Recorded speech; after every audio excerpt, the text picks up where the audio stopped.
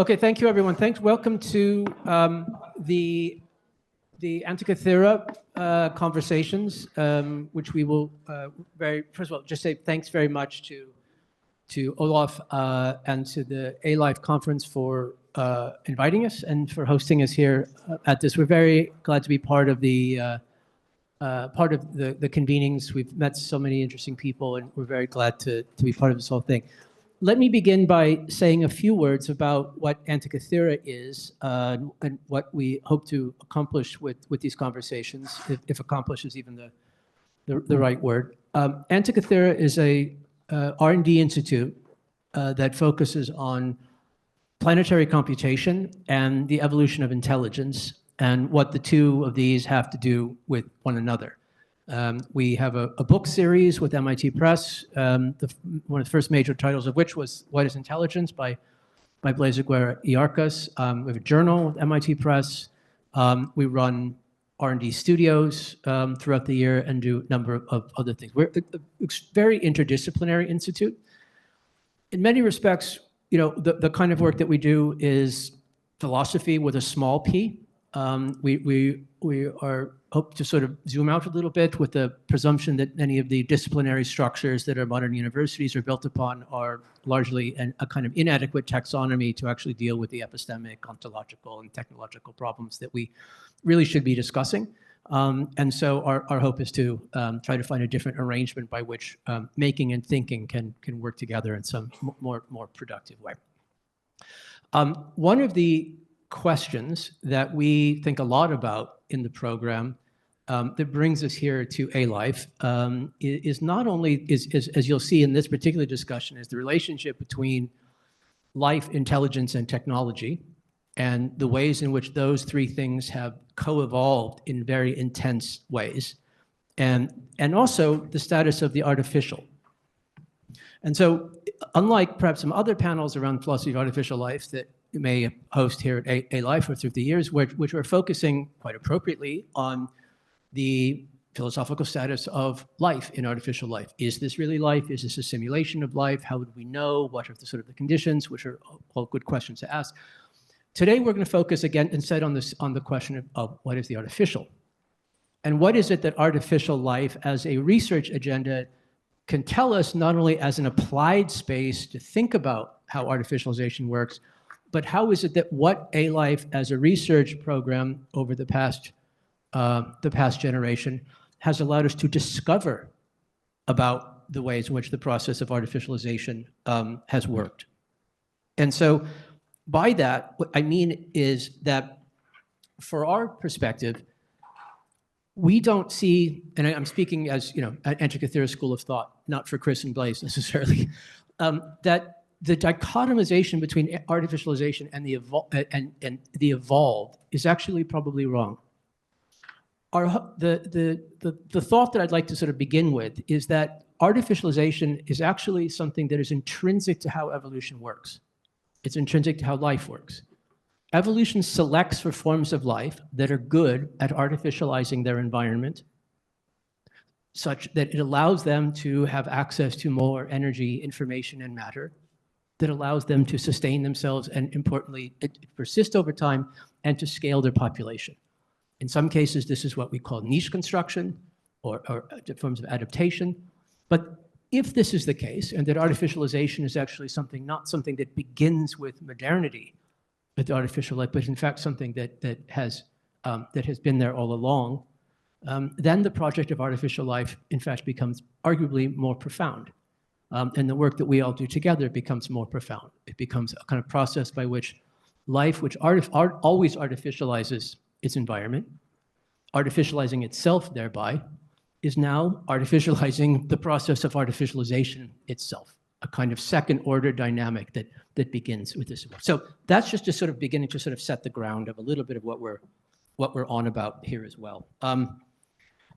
Two more then sort of key points that shall go across both panels. I should say first we'll have Blaise, Agüera, Arcas and Chris Kempe, and then we'll have a second panel which will focus on some of the artificialization questions in a slightly different way. Is that a concept that we in Antikythera, what we call convergent artificialization. And that is, it's easy to notice, I think, that over the past 5-10 years that there has been a both epistemic but also practical convergence of research agendas within ALIFE, AI, and robotics that would have been unusual to observe even just in a few years previous to that. Traditionally, the people working on one don't necessarily collaborate with the others, and they're asking what appeared to be different questions. This was far less the case in Asia, and particularly in Japan, would argue, where these areas of research were always much more intermixed and co-constitutive. And in this sense, if we're observing something like a convergent artificialization at a global level, it's in fact the Japanese epistemic approach to this that turns out to be the right one, arguably. And so part of the question is, what can we learn from that context, and how it is that we may want to think about this convergence itself as something that becomes an important part of, a more deliberate part of the research agenda rather than an epiphenomenon. All right, so enough from me. Let me then ask our two panelists to join in on this as well. The way I usually like to do this, instead of reading you their institutional affiliations and where they went to school and all the rest of this, is to actually have them introduce what they're interested in, and we'll go from there. So if I could ask you to start with Blaise, and then we'll go to Chris. First, introduce yourself in any way you like, but what I'd really like to do is to introduce what are the questions that you are really interested in as research questions, as philosophical questions, as ones that if you could answer these questions, it would be a big deal. And then we'll make sure that we can talk about those. And then I'll ask the same of you. Okay, well, one question that is certainly on my mind a lot nowadays is what it means to thrive. And in particular, what it means for an ecosystem, an ecology to thrive. I think everything is an ecology, from a cell to a planet, or at least a planet like the Earth that is full of living stuff.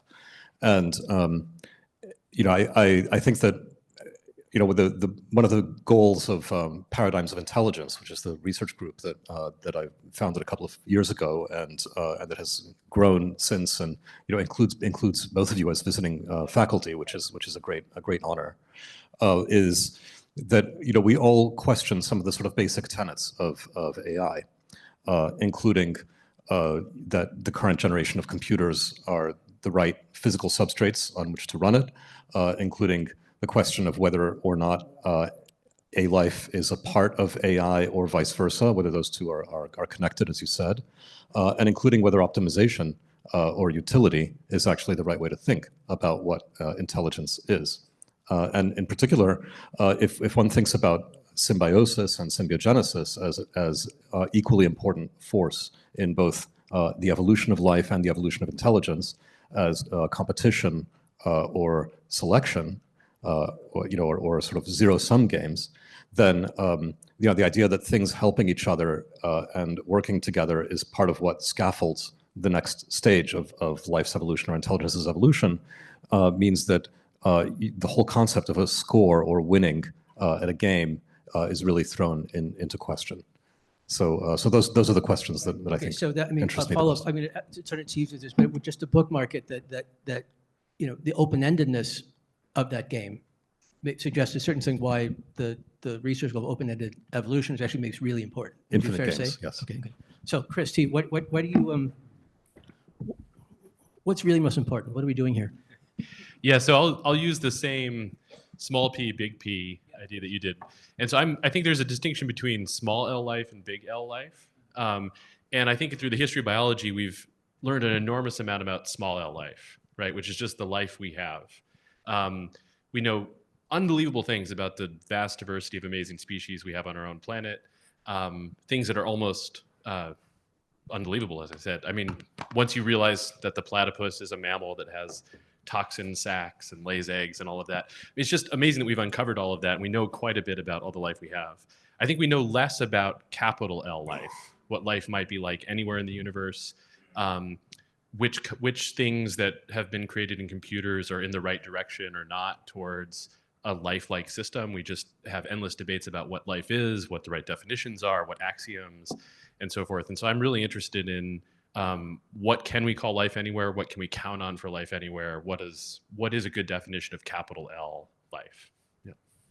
Would the question of if it were possible to answer that, or if it's possible to even know exactly how to ask that question and frame the question properly, which I think your work has contributed enormously to in that kind of regard, it would seem that that would have at least two very important implications. One, in terms of the way in which we as life would understand the larger spectrum of which we are a particularly amazing instance, but also in the sense in which it would allow us to remake, refashion, or artificialize that dynamic. Is there a way in which, in your mind, in your thinking, one is sort of you prioritize one over the other as a precondition, essentially that sort of epistemic self-reflection that would lead to a condition of self-re-instrumentalization, or vice versa? Or how do you see the knowing versus making dynamic in answering that question?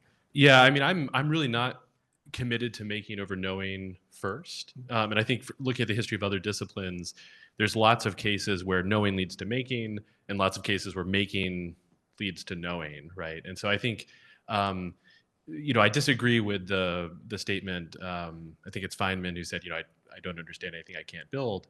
I think you can build things and then learn from them. I think you can understand something and still have a big gap in being able to build it and so forth. And so I think I don't really have a primary thing there, but I think the end goal for both is to try and figure out what are the principles, right? So what really are the foundational components to something like that. So for example, in physics, there's lots of principles we have that even tell us of devices one could make to measure something. For cases where we don't yet know how to make that device. Yeah. LIGO is a great example, right? Sure. Where the principle was there, the idea was there, and then there were huge engineering challenges around how you actually build this thing to the right specifications and so forth. Theory guided all of that thinking around what the specifications had to be and so forth. So I think our ultimate pursuit is the principles. I don't know whether knowing or making will come first. Okay, so the book we just published, What is Intelligence? Speaking to the thing you said before about we're not sure whether ALIFE is a subset of AI or AI is a subset of ALIFE, or whether they're actually just two words for the same thing. You published a book called What is Intelligence that includes a little book called What is Life, which maybe at least implies an answer to this question in a certain sort of sense as well. Do you see the what is the L in the What is Life title, the small L or the large L, in the way in which Chris is framing this? And do you think the book proposes an answer, or do you think it proposes a better way of asking the question in relationship to other questions? Or how would you enter that into what Chris has proposed? I propose an answer. We drum roll. Yeah, we just with Mike Levin and Reed Bender, we actually just wrote a book, called, wrote an article called "What Lives," which is a taxonomy of dozens of people in various interdisciplinary fields, some of whom have been pretty big figures in ALIFE, writing their definitions, and none of the definitions agree. We then use like LLMs to analyze of life. That's right. And intelligence is even more contested, of course, nowadays.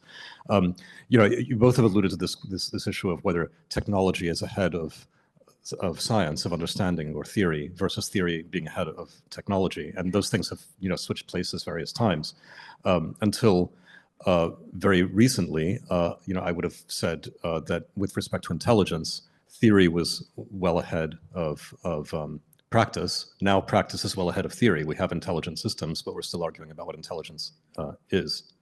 And on the life side of things, of course, our understanding of the little l is ahead of our theory about the big L, but we certainly understand, how little l works a lot better than, that we're able to make it. We don't have open-ended, life systems yet. That's a big part of the goal of ALIFE researchers.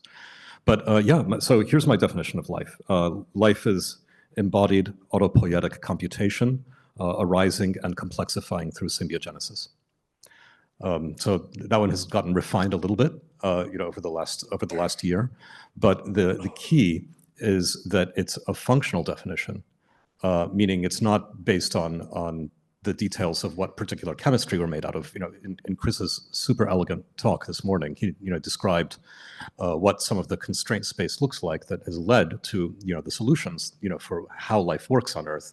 The implication being that those same constraints could be met functionally in different ways using different parts on another planet in a different ecology, in a different environment, and so that leads to a functional. I think that has to lead to a functional definition. This also, I think, is closely related to Hector Zenil's really nice talk yesterday, in which he was talking about even causation not making any sense outside the context of computation.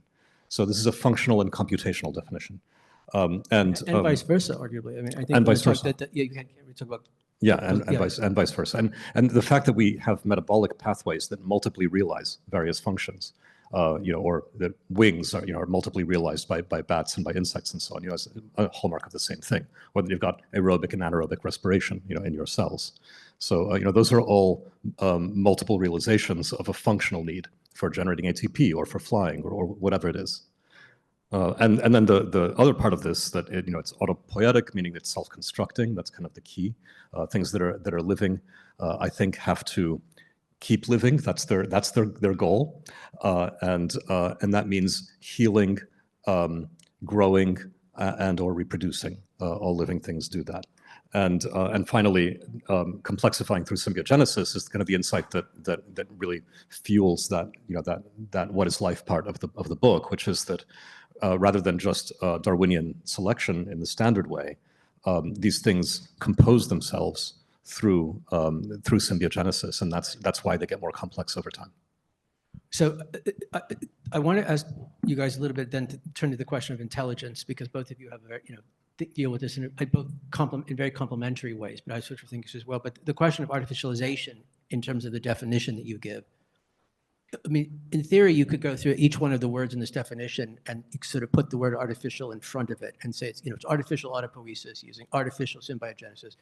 Or you could just put it in front of any one of these words and it would still be meaningful in some sort of sense. And so maybe this is a whole nother discussion, perhaps, when we sort of go here. But I wonder if you see where I'm going with this, and if you have a particular place you would put that word. So I don't think I may think about artificialization a little bit differently from you do, Benjamin. So far.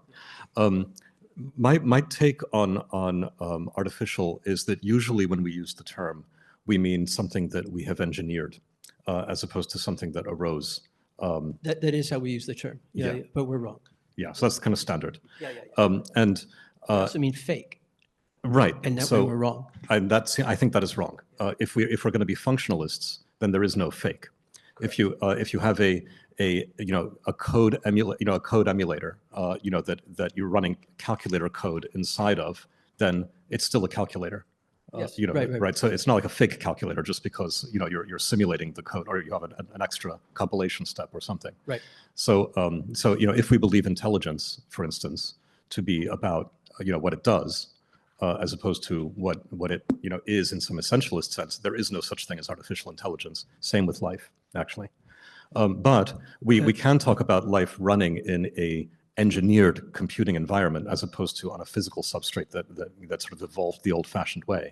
And there is something different about engineering than about that old-fashioned stuff, which is that it wasn't simulated in a mind. Like life doesn't have a prospective process of simulating various possible design choices and picking one over the other ones because it worked in simulation. What you get is what survived. Functions with, okay. Right. So that's artificial for my. So this question of function is another thing I want to bookmark to come back to it, because it also, I think, connects to something that really struck me from your talk this morning, Chris, which was about the computational efficiency of ribosomes, right? That in a certain, like, through the sort of blind pursuit of sort of finding the function of this itself, that we arrived at what is close to Landauer limit ideal computers for making the building blocks of this as well, which kind of suggests, I don't want to go too far down this rabbit hole, but just to sort of preview a little bit, which kind of suggests in a way that there was a degree, if not inevitability, a path dependency towards that particular kind of solution, which constrains a function space in a very interesting way. But the thing I want to talk about first is intelligence, because one of the ways in which both of you guys' work is so vibrant and vivid is the way in which intelligence and the function of intelligence, the quality of intelligence, is understood in social, mutualistic, dynamic, systemic terms, rather than as a quality of only as a quality of a particular agent or organism. Rather, it is something that emerges from these kinds of systems itself. So I wonder if, Chris, if you could then maybe perhaps in terms of scaling dynamics in particular, which is a lot of where your work kind of focuses on, if you could think about it as where you see it at really a kind of a functional or fundamental level, that relationship between intelligence, scaling, and life. Like, where is the causality within that computation?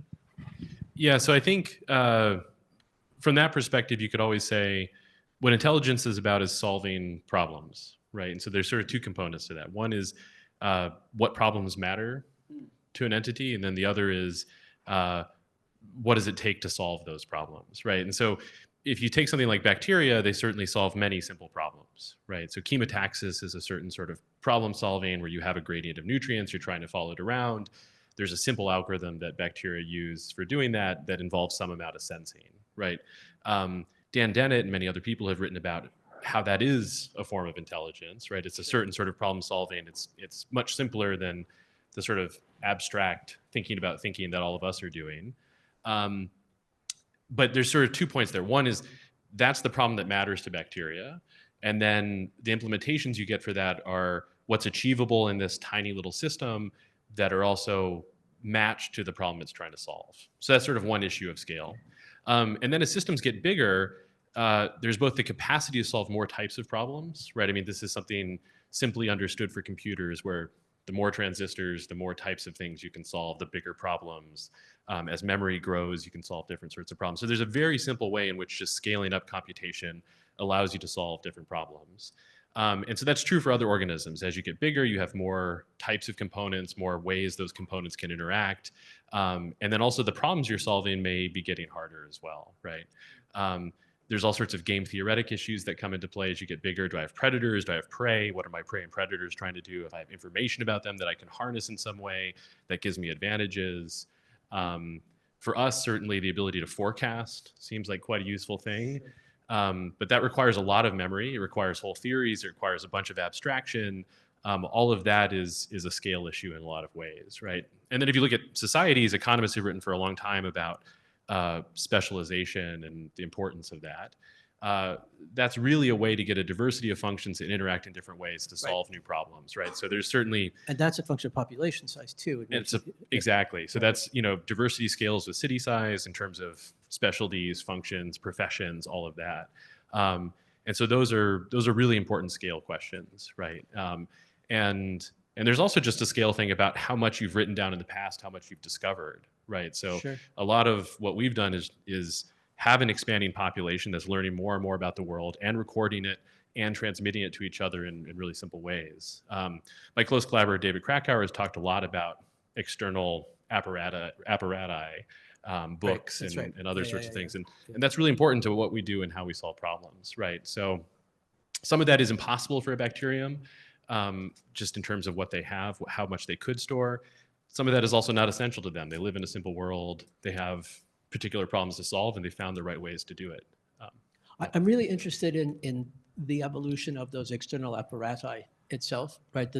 One of the great things that, one of the things that SFI has been, among its many fruitful tracks is its research in technological evolution itself, from Brian Arthur to sort of work on this as well. Maybe that's another panel to do, but I just wanted to sort of flag that.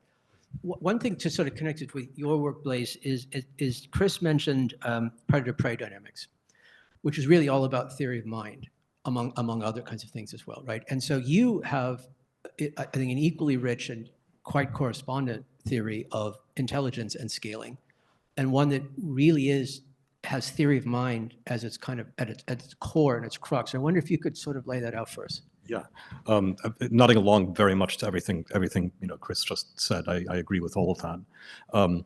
Intelligence has at its core the idea of modeling what matters to you. So that means that there is a you. The question of what the you is also a model, of course.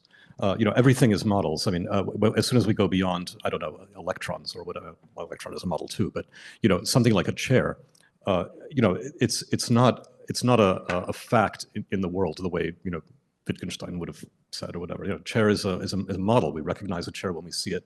It's a functional model. It's there because that's what we can sit on. You know, is a random boulder a chair? I don't know. You know, and different cultures actually, you know, define, you know, what works as a chair or a bed differently. You know, certainly what counts as a bed in Japan is not necessarily a bed that I would sleep on. You know, so these things are always model dependent. Now, the most important aspect of the Umwelt, or of the model of a living thing, even something as simple as a bacterium, is itself. In order for something to persist through time, it has to know what it takes to stay alive. So, you know, if you're a bacterium, you've got certain building blocks and sources of free energy that you need to pursue. And that's why you've got chemotaxis. So, you know, the bacterium follows those gradients and you know, solves that problem of modeling concentration and so on, because, you know, that's essential for it. And it has a self model by doing that. The other thing, though, is others. You know, and even for something as simple as a bacterium, other bacteria are an essential part of the environment. They have quorum sensing and changes in behavior that happen in biofilms and in other kinds of contexts, depending on starvation. That, you know, they might you know, develop or retract a flagellum and so on. So you know, there's always there's always something like theory of mind, even in something as simple as a bacterium, which is a model of others like or unlike you in the environment that have their own desire, you know, desiderata. And in principle, to your point about forecast, some sense of if then statement, if I go over there, good thing. If I go over here, bad thing. Yeah, I mean, again, even something as simple as chemotaxis has an if then, right? You know, if I'm going in the direction of increasing gradient, you know, then it's probably a good, you know, then if I reverse my flagellum to tumble, then, you know, I might screw that up. So I should probably, you know, right. So behavior is always about an if then based on a model. You know, even something as simple as a thermostat is an if then based on a model. So the moment you start to have anything like cooperation between agents, that forces or competition, right? So predation is also requires that the predator model the prey, that the prey model the predator, and they can engage in an arms race once that's going on, which is how you get intelligence explosions.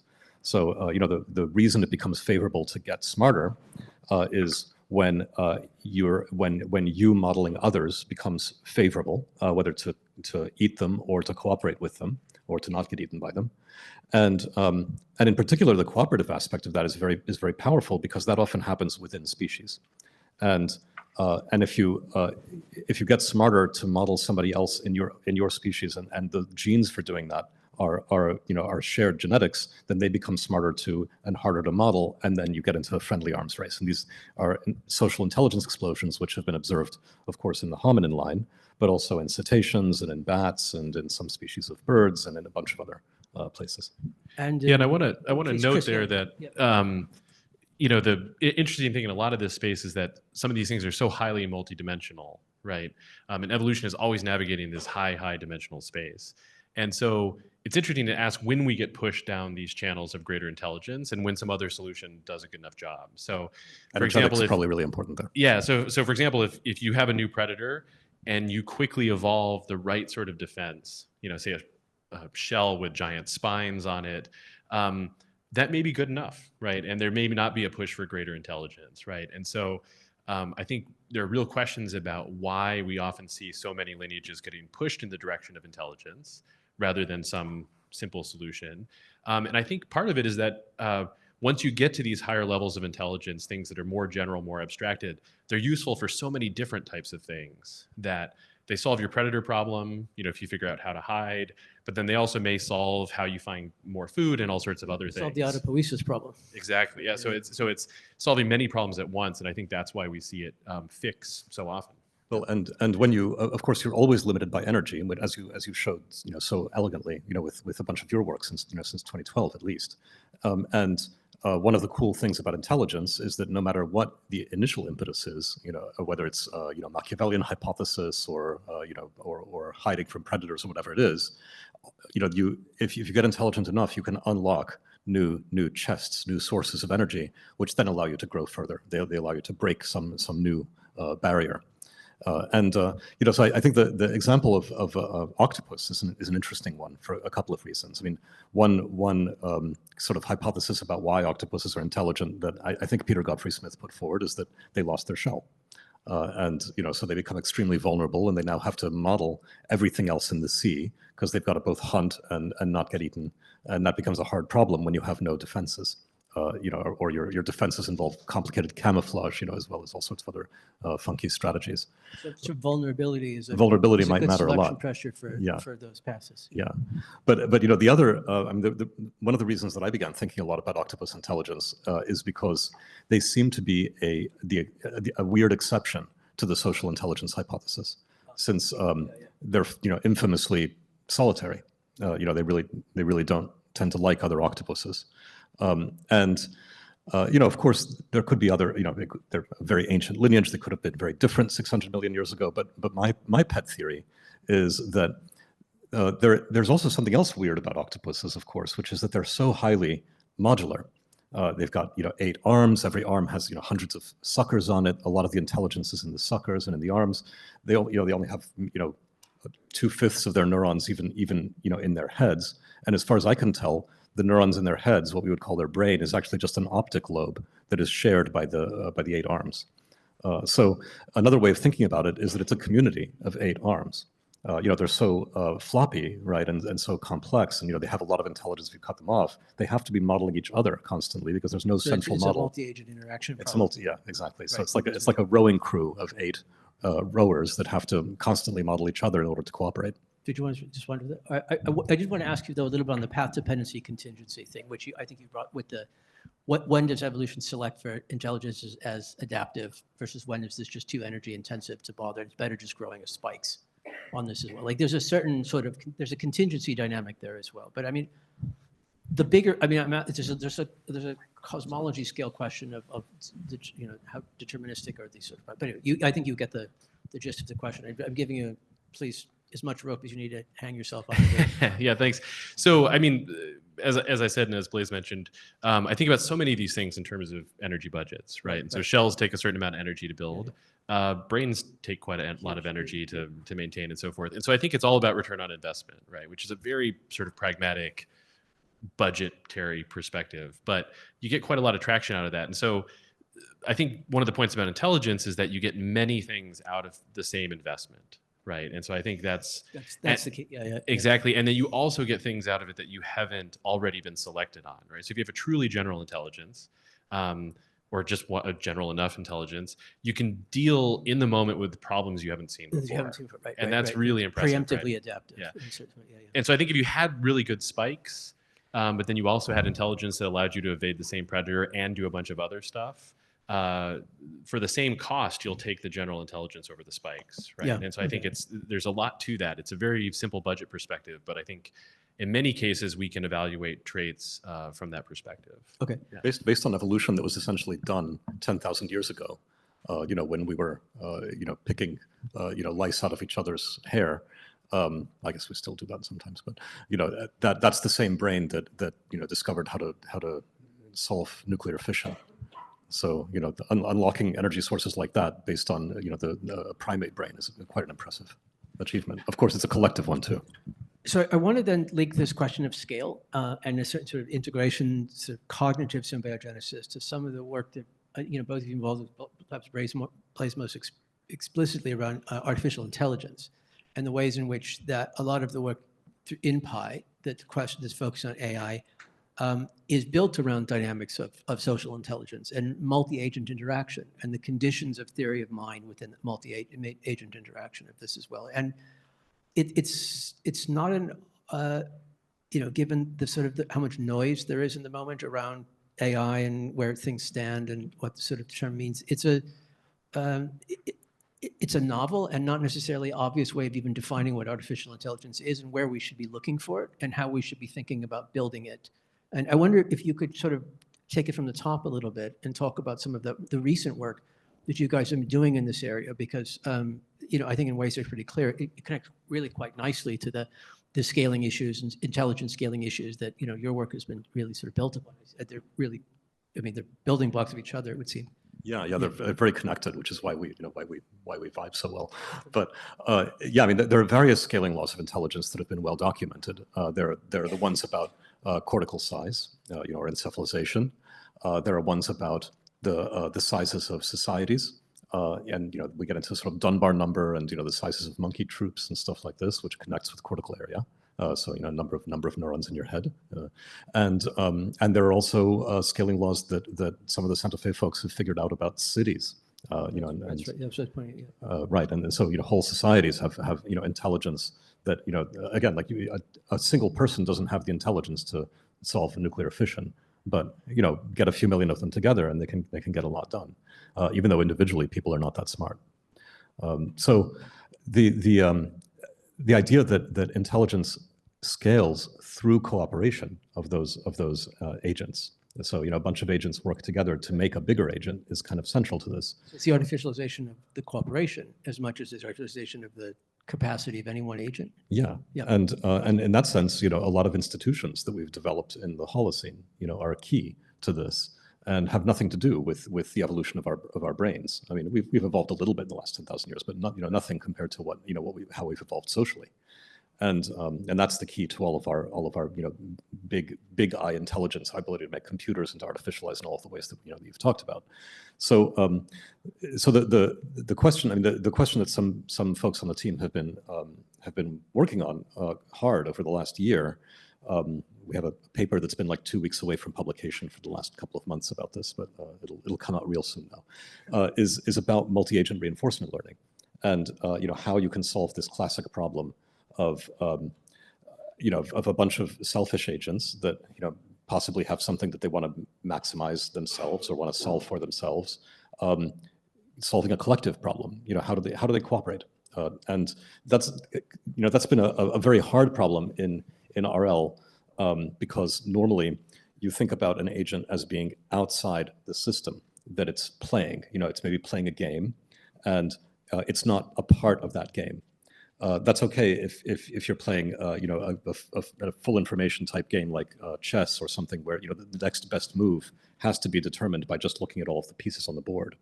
But if the game involves working with others, then you have to actually model them too. And if you're modeling them, you have to model yourself, as it turns out. And model them, modeling you. And model them, modeling you, and model them, modeling you, modeling them, modeling you, and so on, up to infinite order.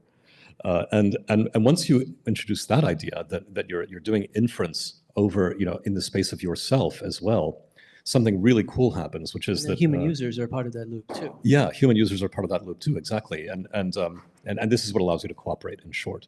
But it also means that I think that's where consciousness comes from, in a very functional sense, in the sense that if you modeling yourself is actually necessary for this kind of social cooperation business, and having meta thoughts about it, if you like, model yourself, modeling yourself, et cetera, then that functionally has a lot of the things that we talk about when we mean conscious. Right, and they connect with Graziano's work on the attention schema theory, very closely related. Okay. Yeah. But the other thing about this is that then if you are thinking about scale, and cooperation is necessary to generate scale, then you start to see that parallelism parallelism and cooperation and symbiogenesis all go together as ideas. So this is why my definition of life and my definition of intelligence start to really blur. Okay, so yeah, please. Well, I just want to say one thing there about scale, which is I think if you think about the problems you want to solve as some high-dimensional space, then as you start to push out the boundaries, that surface area is growing very fast, right? And so there's just a scale question to populate that surface area. But you can solve more and more problems as you have more people, especially as they're specialized to find each of those frontiers, and then you have some communication between the frontiers. Right. So for example, for mathematicians, which is fully structured knowledge, right? You could argue that mathematics is fully hierarchical in terms of the way we teach it and the way people learn it and so forth. So much of the game for mathematicians today is just learning enough to get to the frontier, right? Just knowing all the theorems that get you to the unknown. Yeah. And so that's a real indication of where specializations and scale helps you, is that you need to have some number of people dedicated to learning that trajectory, getting to this boundary, working on it, and then finding ways to communicate that across the surface. And so I think there's just a geometricness to what scale gives you for unknown problems or things we don't know yet. Yeah. Where division of labor is the key. Where division of labor and specialization is the key. And then with a huge amount of cross communication, I think that's the piece we actually don't have solved as well, is how do you communicate across all the nodes that have found these frontiers. But there seems to be, I mean, that in addition to the communication across these kinds of frontiers, there's also what you were calling earlier compositionality. Right? There's the ways in which, like, the knowledge that comes before, or like in your work with the brain fuck, like scaffolding, and the, things building on other things, the things that persist through time, that become components of other things. Like, the knowledge that someone builds upon doesn't go away; it sort of persists in this as well. And, your work with assembly theory also, with the scaffolding kind of dynamic. I wonder if sort of each of you this will, by the way, sort of be the last thread. I'm going to ask them to go around, and then we'll have a little bit of time for some questions, Q&A. So just a bit of forewarning to sort of think about what you'd like to ask, and then we'll spend some time with that as well. But please, just let's talk scaffolding for a moment. Yes, I think there's 2 points there. I mean, if we look at the history of life and the transitions life's gone through, it always takes existing components, puts them together into new arrangements. Often you take two components that are the same or roughly the same, put them together, and then you specialize them in different ways, right? So that's sort of, people talk about that in different ways. I'll let Blaise talk about his version of talking about that. But assembly theory certainly is one way to say how that works, right? Which is once you discover a set of parts, it's easiest to put those parts together to make new things if the parts are general enough, right? And therefore, they persist thereby. And they persist thereby, right? Because it's also part of the same synthesis pathway and so forth. And then once you get new parts, you can combine those in new ways and so forth. And so that's why looking at the shortest path to build something has meaning, because you're asking, once I have a collection of things, it's much easier to use the solutions I've already found in recombinatorial ways than to go to some totally different solution space and try and rediscover equivalent things. And so that sort of pushes you down a trajectory where you're building parts and then reusing those parts and combining them. In evolution, we see the same thing, right? Where, I mean, a lot of that is sort of applied to chemistry, but in whole macroevolution, whole body macroevolution, we often see, say, two of exactly the same cells come together, form a multicellular organism, then you start to specialize one of the cell types. And many people in this community have written endlessly about that process happening over and over again in both real and artificial systems. Yeah. Intelligence scaffolding.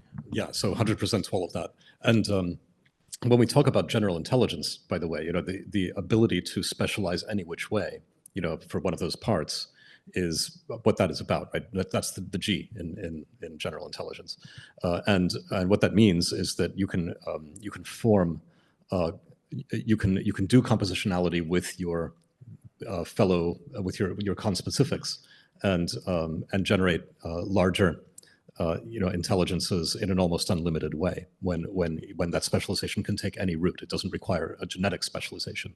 The other maybe brief comment about that is that the idea of Moore's law that Silicon Valley people prattled on endlessly about for many years, and that I was very dismissive about for a long time, that sort of scale solves everything. They were right about this, and they were also right about the speeding up that happens, again, due to compositionality.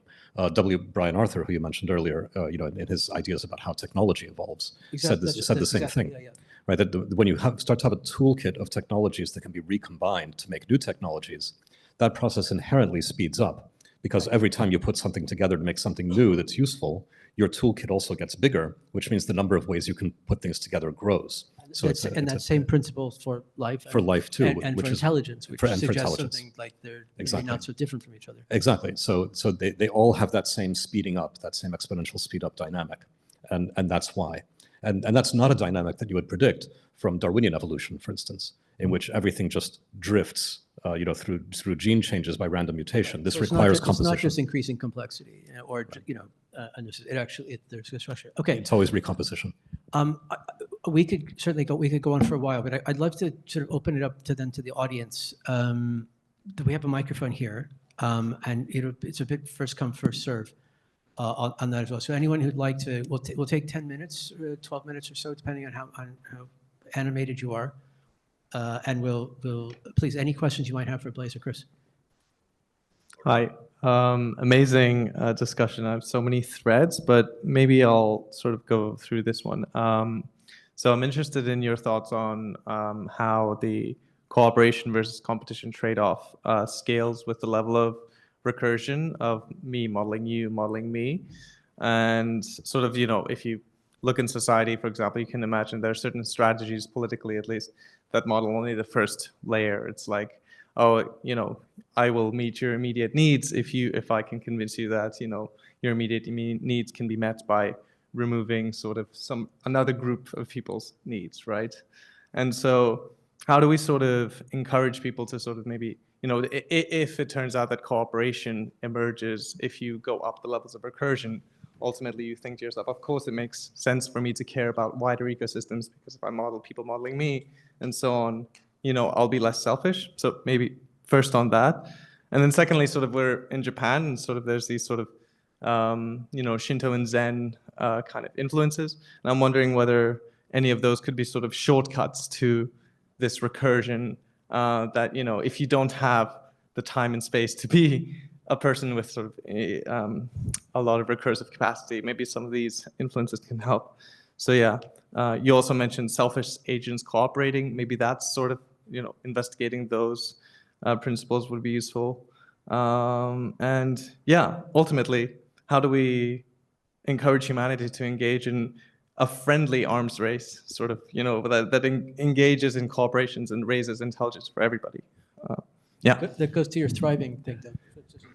So, so something I'd say about that, and I think a lot of, if someone were writing the 10 axioms of ALIFE, I think this would come up, which is how do you avoid cheaters, right? And I don't mean cheating. Often that has sort of a very negative connotation, but just when you have a cooperative dynamic, how do you prevent one of the two from defecting and maybe taking the goods from the other but not returning anything? Or how do you keep, if you're a symbiont with something, how do you keep it from eventually eating you? And how, as the host, how do you keep the endosymbiont from exploding and eating you from the inside out as a parasite, right? So all of these things have potential for cheating dynamics.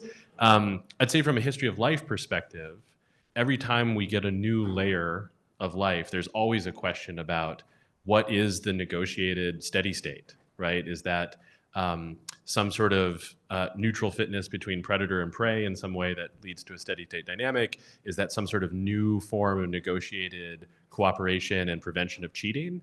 And so I think to your question, which I think you're, at the highest level, you're really asking about, as human society becomes more complex and we have more people and more different types of dynamics and so forth. I don't know what the answer is, but I think the question really is, what are the new types of prevention against cheating that we need? And I just mean cheating in terms of a dynamic that leads to something destructive and so forth.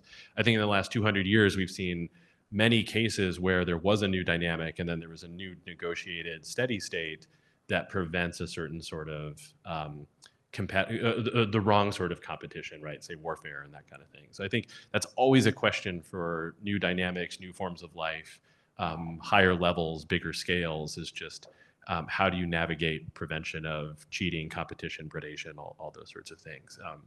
I don't know yet if we have a good theory for telling us what the next one we need is. It would be nice to have such a thing, because I think we do need new forms of prevention of negative dynamics, right? Big agreement to all of those. But I will maybe mention two cool hacks that have definitely happened in the human era of life on Earth. One of them is solidarity, and the other one is ensoulment. So the solidarity one is basically the creation of anonymous societies. And this is what, or anonymous associations, these are what allow us to scale beyond the Dunbar limit of 150 or so people. So in the other primates, they have individual recognition, individual relationships, but the size of the troop is limited by theory of mind, and by direct one-to-one relationships, kind of like Ronald Reagan. Famously, the thing that he was a very generous man and a sweetie, but failed to be able to generalize the kindness, right, in one-to-one relationships to groups that were more abstract. And whenever Some we people look at it the other way around. Yeah, exactly.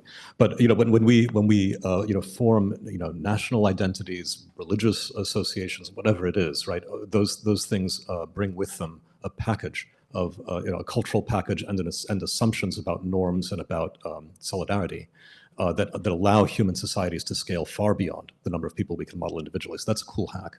And the other interesting hack is one that I really kind of got turned onto by the writing of Robin Wall Kimmerer, and relates to the projection of a soul onto things, onto other species, onto ecosystems, onto things that are inanimate, and that creates a sort of care ethics with systems that are not other human beings. And it's very practical. It allows you to care for ecologies in ways that we certainly didn't evolve a priori to do. Like those instincts are being mobilized in a new and interesting way. Philip, I think you're up. Yeah, quite a simple one. Blaise, I was trying to contrast your definition of life with the old NASA self-replicating chemical system, and I was just wondering if you are adding any signatures via your definition for the kind of practice of astrobiology. I know, we have our biosignatures, technosignatures. Chris was talking about stoichiometry earlier, and I just wondered if there's any new lens kind of comes through it. I didn't manage to write it down in time, your definition, but I'll get it from you later. Well, there's some slightly earlier version of it in the What Is Life book, which is online as well. But yeah, it's not a chemical definition in that it's functional, so it doesn't matter what the substrate is. It does add compositionality to the picture. That's related to assembly theory in key ways. But at least if one reads the tweets of Lee Cronin, assembly is not computation, and my definition is absolutely computational. So it adds that as well. And computation goes along with modeling, for some of the reasons again that Hector Zenil talked about. That the moment you start to think about software, about a program, you are in the realm of causal modeling, essentially. Softmax in the house. Yes, just a meta point about definitions of life, which is I think, when we look at the history of different disciplines, often the first definitions or first concepts have all of the right ingredients, right? And then it's about sort of figuring out what the metrics for each ingredient are, the weighting of different ingredients, and then over time you get this projection of, oh, that's the thing, and it's this much of that and this much of that, and we have a nice mathematical theory for it and so forth. So I think it's interesting to think about, I think the summary of the components or the pieces or the elements are all on the table, and then there'll be really interesting questions about what theories, metrics, mathematics emerge to sort of project all of that into some crystal that we all agree on eventually. 100%. But by the way, the computational view of life also explains why metabolism exists and why it costs energy. You talked about the Landauer limit. Anytime you are doing an operation that reduces the phase space, you're both creating negative entropy in yourself, and you have to use free energy in order to do that, hence metabolism. Okay, we're a little wrong time, so, but I want to hear from David and Wendy. So please, if we have each of you ask your question and then you answer them in concert, and then we'll be able to keep on schedule. But I want to make sure everyone gets a chance to ask what they want. Right. Please, yeah. Thank you. Great panel. I'm curious, with your work on code replicators like Brainfuck, you get replicators, you get symbiogenesis.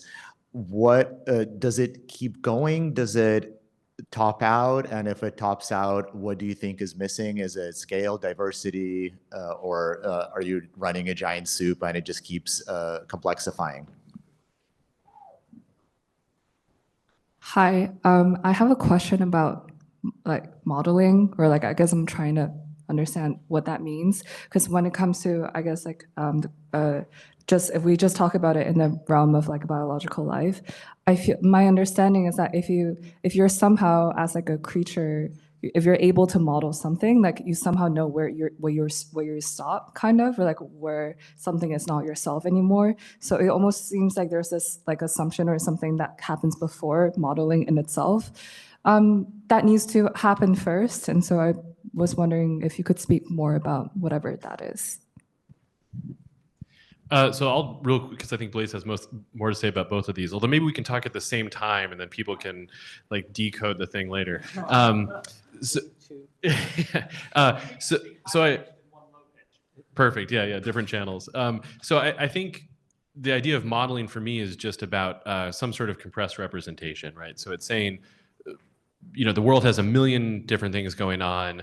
I think these are the things that really matter. At least these are the things I've learned, and I operationalize those in some sort of forecast. For me would really be a model, right? And so organisms can do that in lots of different ways, but I think identifying the self or knowing what the boundaries are, or even having a proposal of there are these entities in the system, there's me in the system, that's part of modeling, but that could also just become an effective model, right? And E. coli isn't necessarily modeling itself in a chemotactic dynamic. It's just happened to find the right sort of chemical response to do this sort of thing. But for us, I think the modeling really does involve the self. Yeah. Yeah, agree with all of that.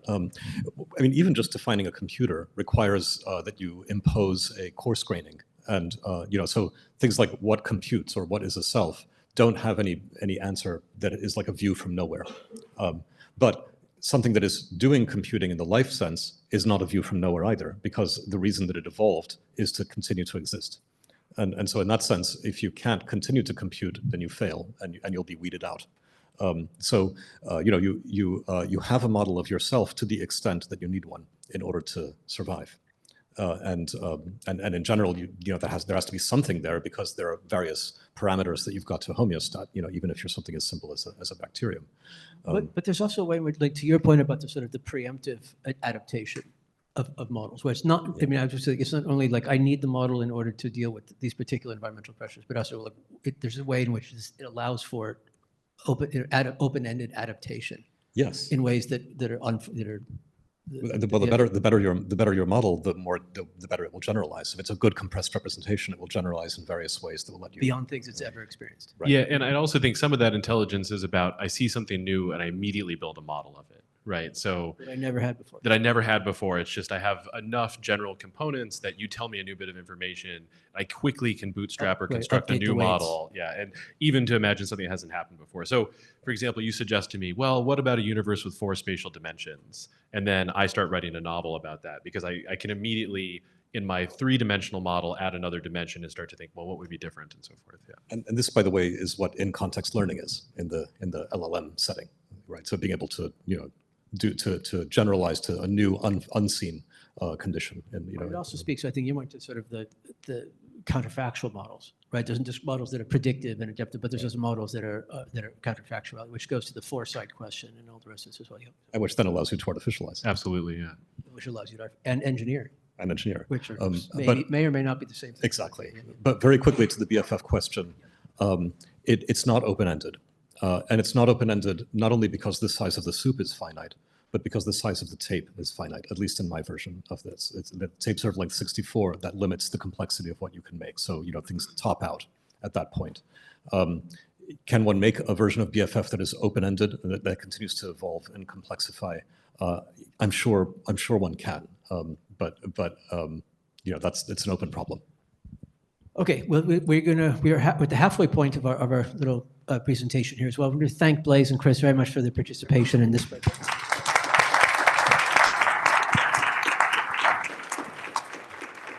Okay, we have a quick moment for stretching your legs, but please don't leave, because we're going to begin the next one right away. I would invite up here our next group of discussants, Takashi Ikegami, Olaf Witkowski, Bogna, Konior, and Anna Greenspan. If you could join me up here, we'll sort of start right away.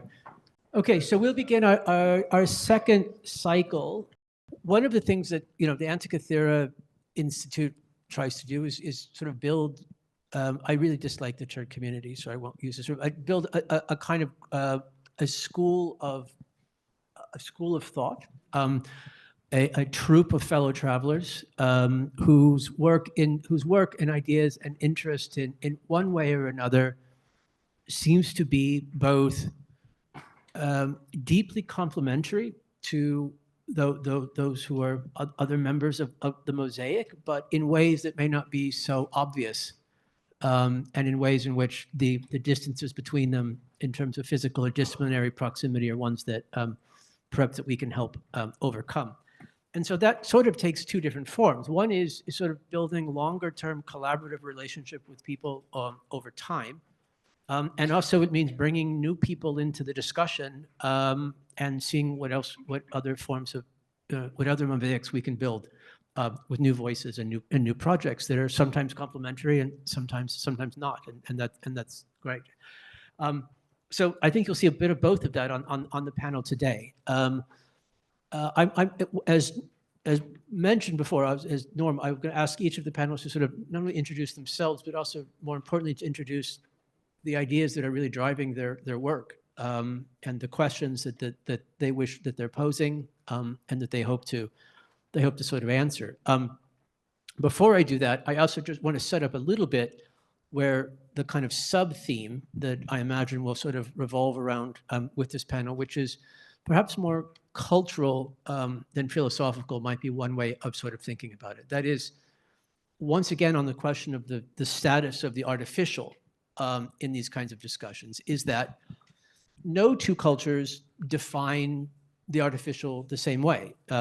Blaise and I don't define artificial the same way, but I mean, at a really broader level, you know, the ways in which even the etymology of the term through the Greek tradition in the West, it has these strong connotations of fakery and artifice and deception that you don't find in the ways in which the term, or the ways in which it's translated or has sort of correspondences in other cultures, particularly in Japanese and Chinese, most specifically, which means that when we're starting from different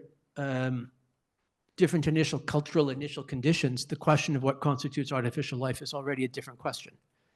Or at least what's at stake for this is somewhat of a different question. And so in the broadest possible sense, each of the participants in the panel is someone for whom the status of the artificial in their own work is open in a really interesting, important, and kind of provocative way. And it's really that openness and the comparative openness that we'd like to sort of work with and play with a bit in our discussion here.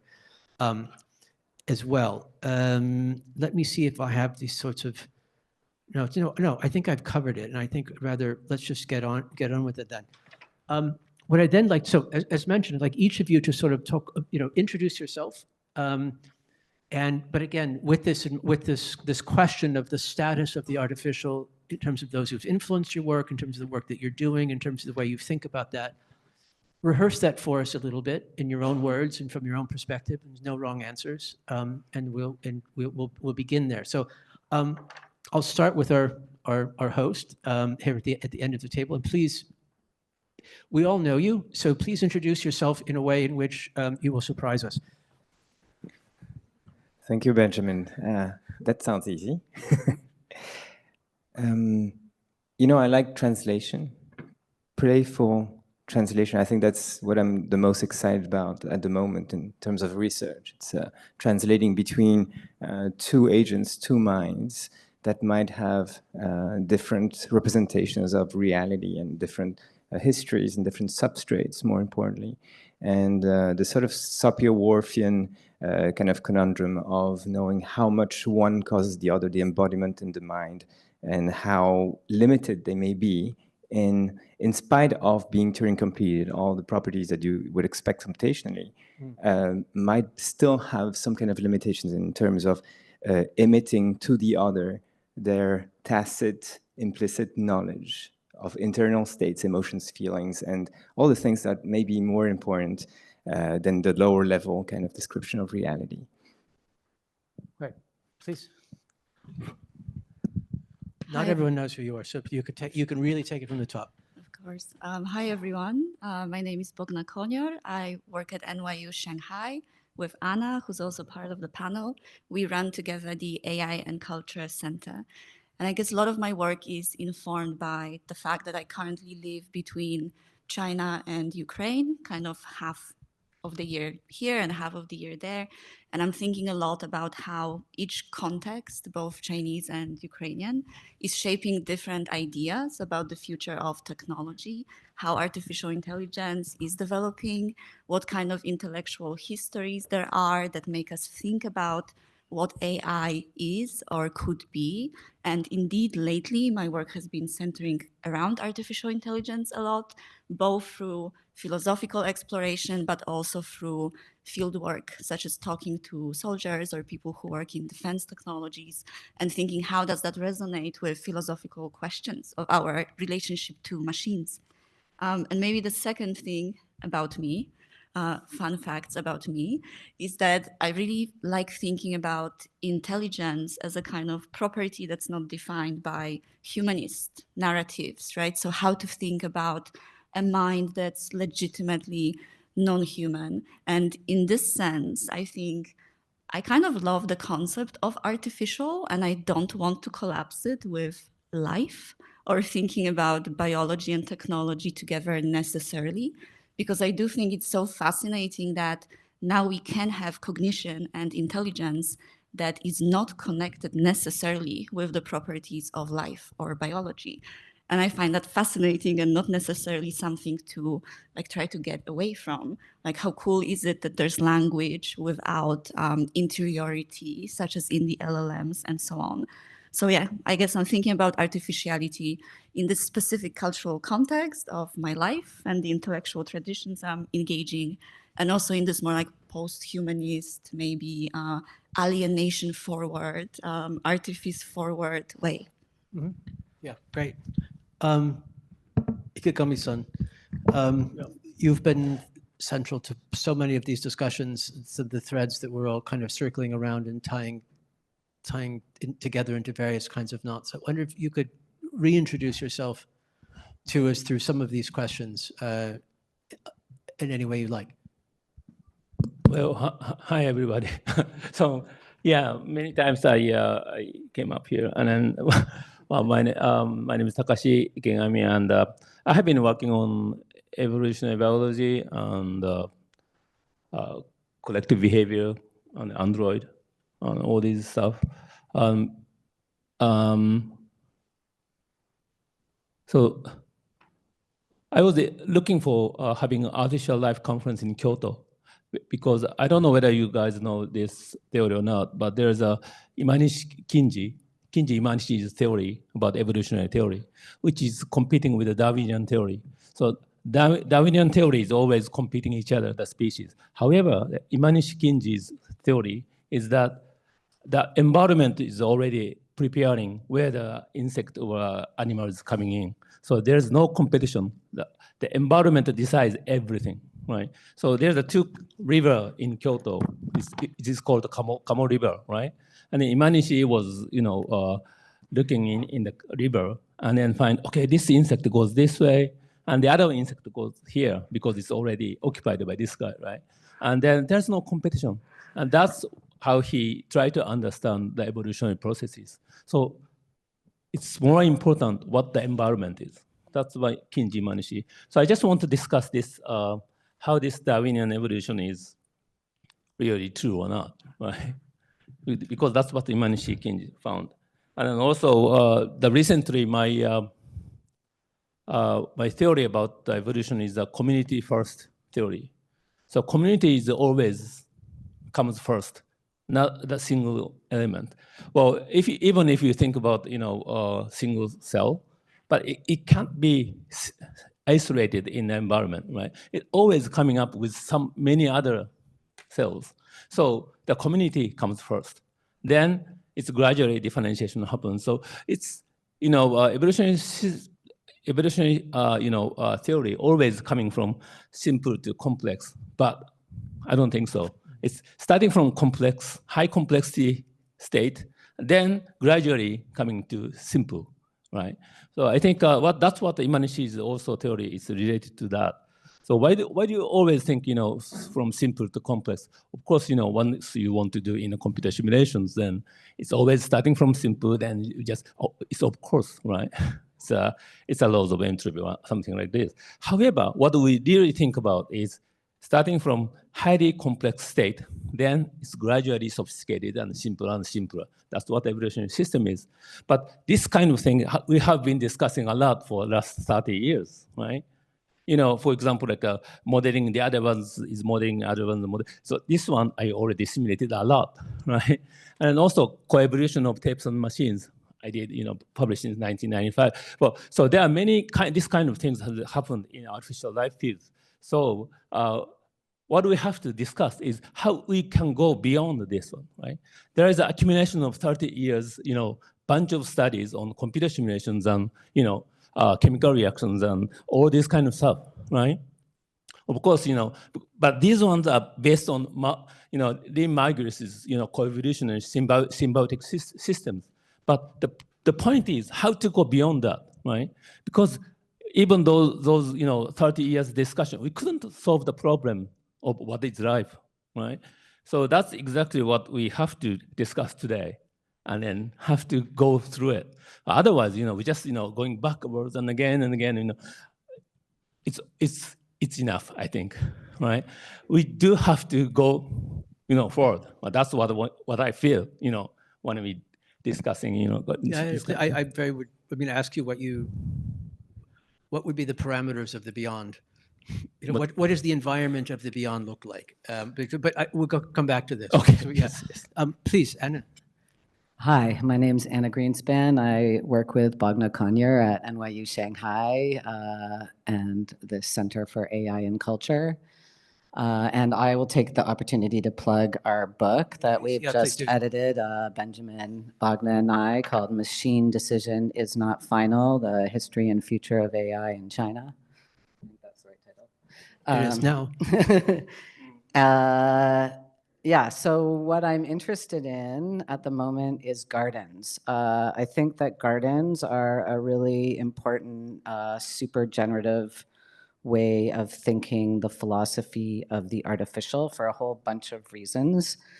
Gardens are bounded spaces. They're defined as being bounded, but they, I think, maybe more evocatively than how walled gardens are used in computational space. They are very much engaged with the porousness and the philosophical divide between inside and outside. So they think through that.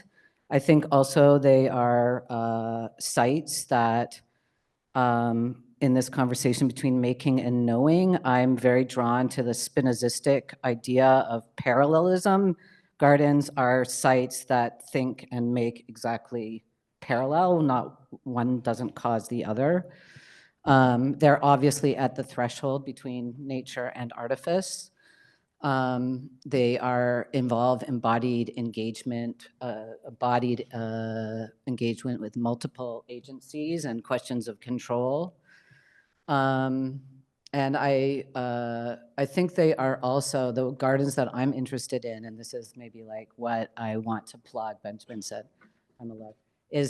I'm interested in pleasure gardens. I'm interested in gardens that the aesthetics of garden design. And so I'm interested in the art in artifice. And that's not just, it's kind of about artists, of course, but it's also about forefronting aesthetics in its most profound philosophical history and manner. And I think that is very important for kind of what comes next. Yeah.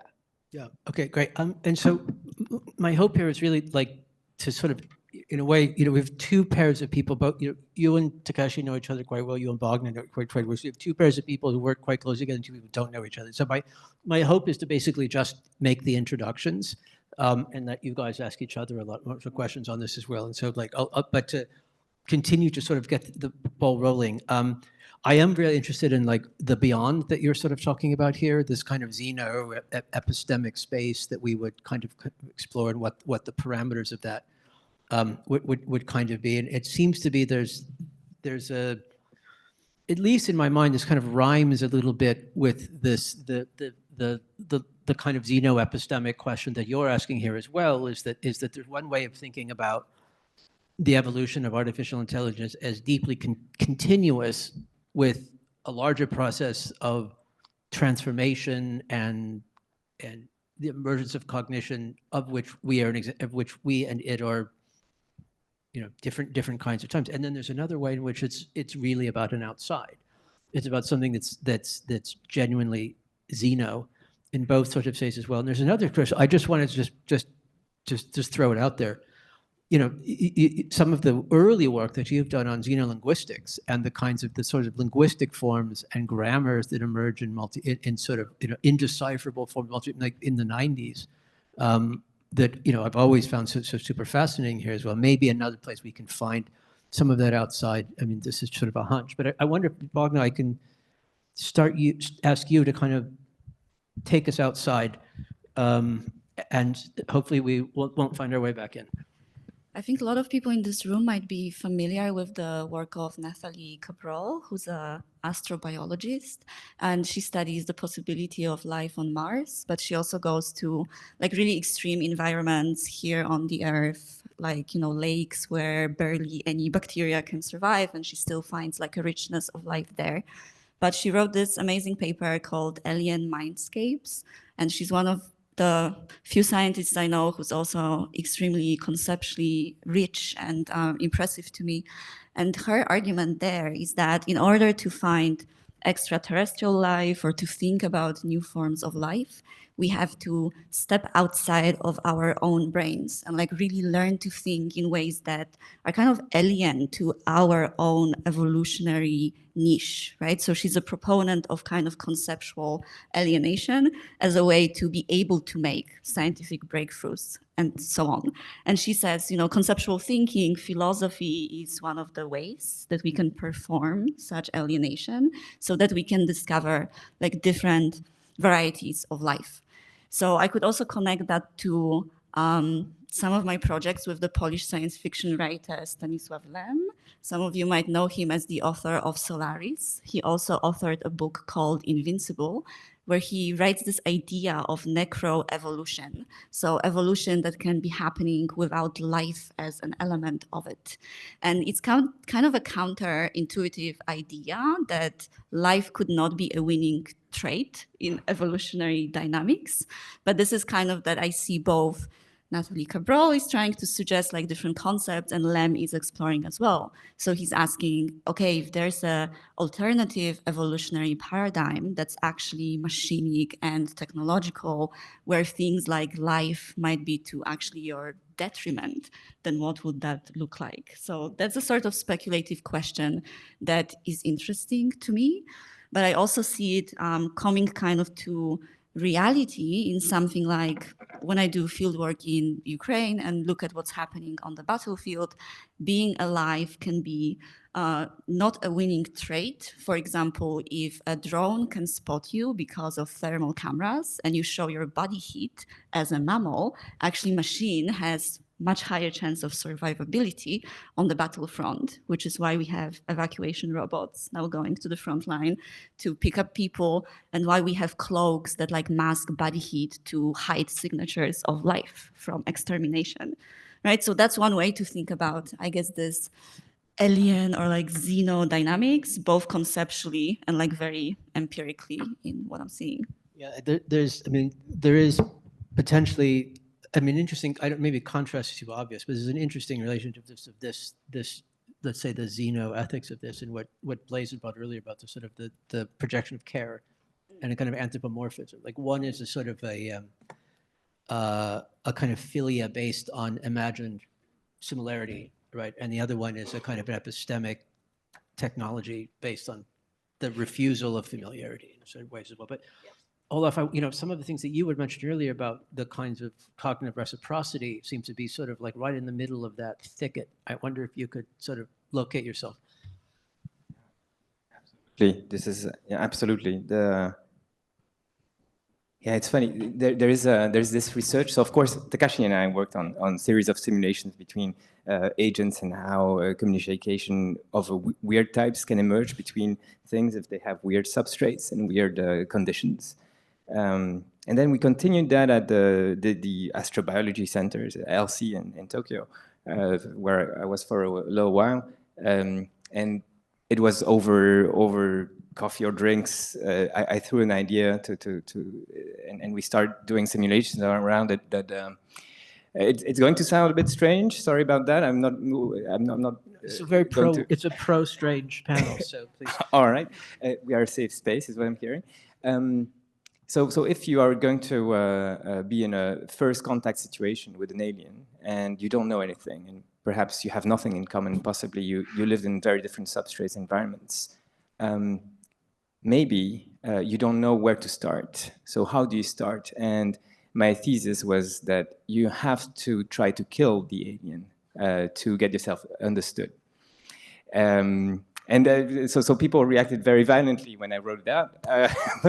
Is that because it would sort of force it to generate a theory of mind of you, and that becomes the basis of some almost exactly. engagement. So a bit like Blaise mentioned, and you talked about it before. The only thing that you may perhaps assume is that they exist and they keep throwing their own persistence into the future. So they are autopoietic, they self-correct.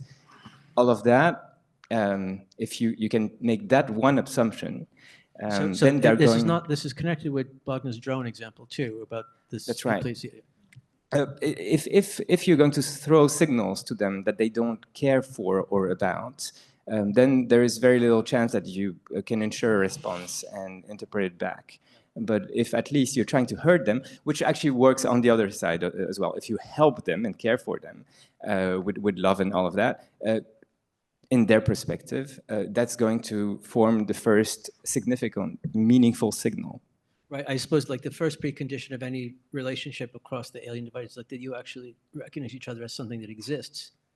I think that's right. And say one way to know that you exist is to, the other thing will know that you exist is if you try to kill them. That's right. Which sounds a bit violent, but where I was going with that is that Stan Lem in Guospana, right?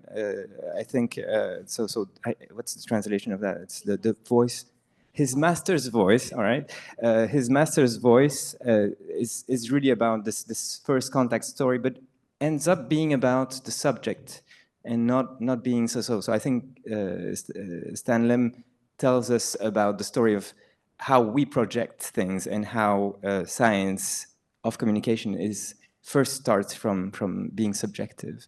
It feels like that is a nice direction for artificial life as well. I want to throw this back to Anna on the way in which you position the aesthetic and the profundity of the aesthetics as a first sort of question of like not trying to set the artifice aside, but to kind of understand its function and power. Like, is there the question which was proposed to you is like in this encounter with the alien, right, which is never resolved or resolvable, and nor necessarily should it be. Like, is there an aesthetics to this encounter that becomes part of its essential grammar? It's because it's not so much about a clarification of, there is no shared semantic information between these two. Therefore, where do you see where I'm going with this? Like, is there a xeno-aesthetics that actually is something that can be more generalizable, or would you see it? How would you see it?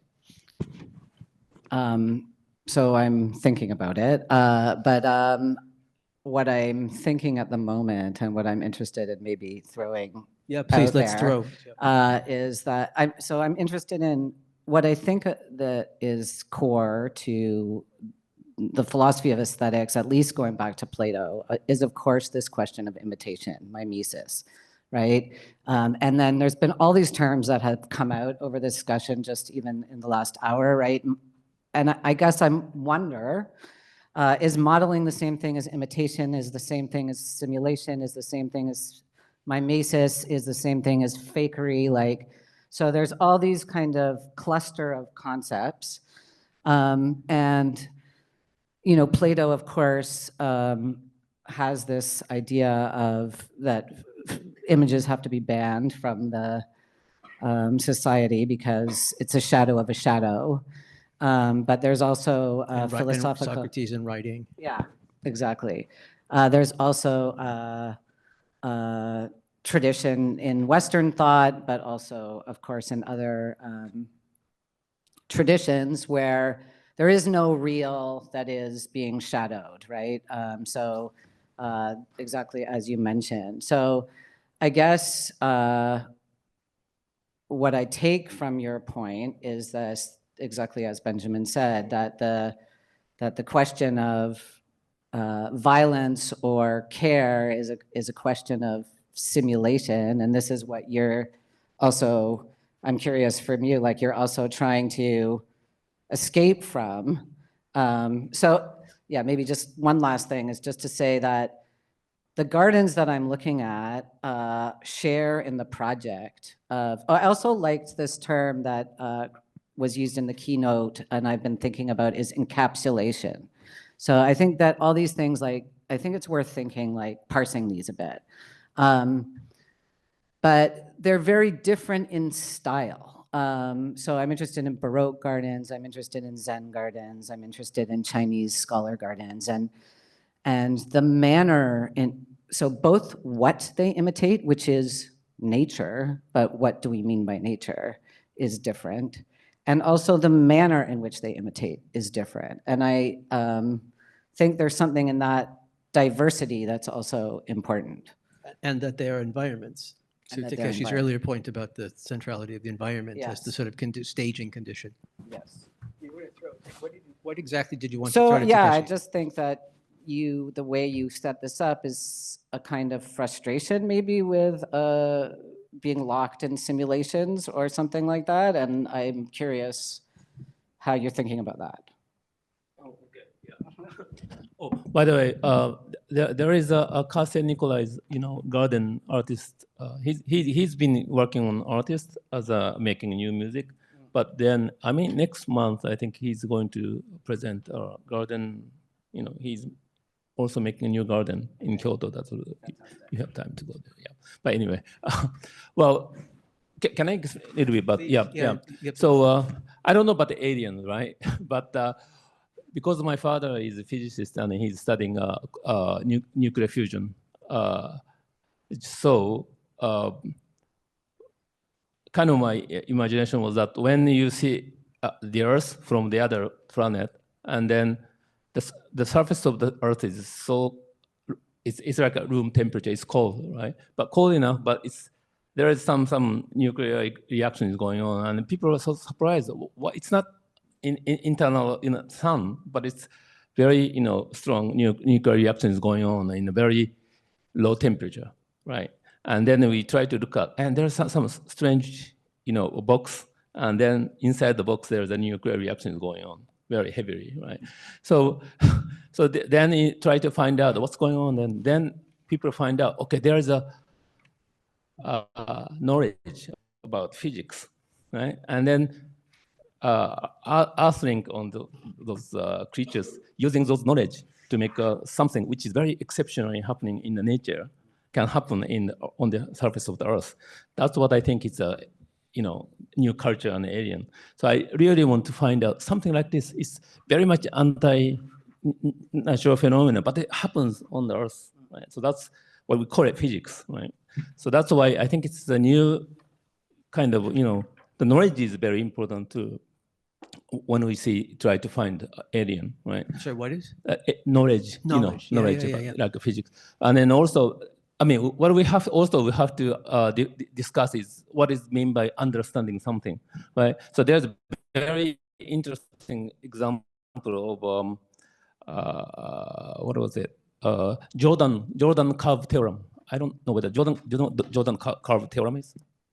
Yes, but please explain it. Just put the closed loop on the two-dimensional plane, and that divide this plane internal and external. Yeah, it's of course right, but put the ring on the surface, then that divides the surface inside and outside. And then how to prove it, right? So that there are a bunch of way to prove whether that's possible or not. Well, people think it's trivial, but if you think this ring is infinitely repeating, like oscillating, that's very difficult whether you can see which one is inside and which one is outside. So it's not that trivial. Then there is a bunch of ways to prove it mathematically, right? So American Mathematical Society is trying to prove all the theorems that was proved by human, by whether we can prove it automatically from the 17 axioms, right? Then this automatic proving machine is stopped of the proof of this human proved Jordan curve theorem, right? And then the machine says, "Oh, well, this proof is wrong. We have to add 2 lemma, and then you can this proof is right." So the people until then, the people think that all the proofs are right, and then that's where we do intuitively and then also mathematically understand. Okay, this is how the Jordan curve theorem has been proved, right? But the machine says no. The machine's way of understanding the Jordan curve theorem is different. And we do have to introduce 2 lemmas. And that's where I think it's interesting, right? That intelligence is the different way of understanding something. And then, even those simple mathematical theorems, we cannot use our intuition, right? All the mathematicians thought that. There's a kind of alienation to Bogda's point. It's not intuitive. It's not intuitive, right? It's a degree of abstraction. It's not intuitive, right. So there are a bunch of things that something like our intuition, our way of understanding, we cannot trust it, right? But people think that if everybody says it's right, and it's right, but it's not. So, but artificial intelligence or LLM, that's why I'm saying LLM is such strong power that using LLM, maybe we can update all the way how we understand the evolutionary processes. Maybe we can update, right? Yeah. And then don't trust our intuition. That's right. And then through this abstraction, you actually, as opposed to the abstraction being a kind of distancing from the real, it's actually it's the path of access to the real, right? Yeah, through this. Okay. I want to then, we are going to go a little bit over the hour, but not too much, I promise. But one of the themes I would like us to talk about here is the one I think two of you have raised in different contexts, which is embodiment. The garden has been for a long time one of the ways, and thinking more broadly about how of a kind of genre of presentation of artificialization, a kind of deliberately compositional act of artificialization that is as expressive as it is scientific. Another one is, in the broadest possible sense, what we might today call robotics. That is making an artificial human or an artificial body, which goes back to the golem myths.